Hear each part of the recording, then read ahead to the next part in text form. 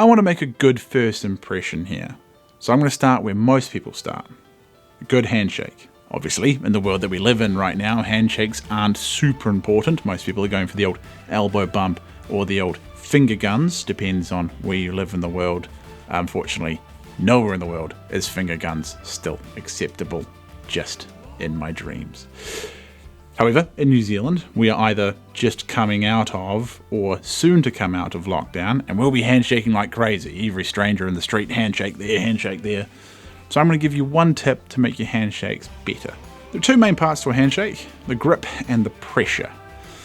Now, any bad handshake is made up from a mismatch in one or both of these categories. Someone grips your hand too early, you've got a bad grip, you can't fight for a new grip, so you sort of struggle and you end up, all right, I'm just going to curtsy. Or you go in thinking this person's going to give you great pressure, here we go, and you go and you just crush that sucker's hand.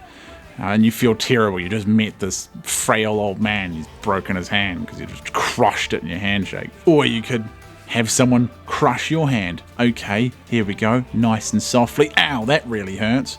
And you get that sort of crushing on your knuckles and it grinds your hand. It feels super uncomfortable. It's really not cool. You can't exactly ask for a redo of a handshake. There's only really one scenario where you can do that, and that's if you're a dad and the new boyfriend's coming around.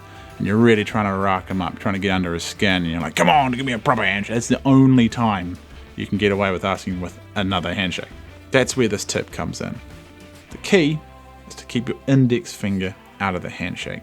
The hand goes in, the finger stays up and separate, and you go in for your handshake. What this does is it realigns your knuckles, so you don't get that pressure down on it. You can't get that crunching, grinding feeling in it. You just feel the squeeze and the meaty part of your hand. What this allows you to do is it allows you to read the pressure the person's giving you. So if someone's really going hard, you can feel that and go, okay, and give it back to them.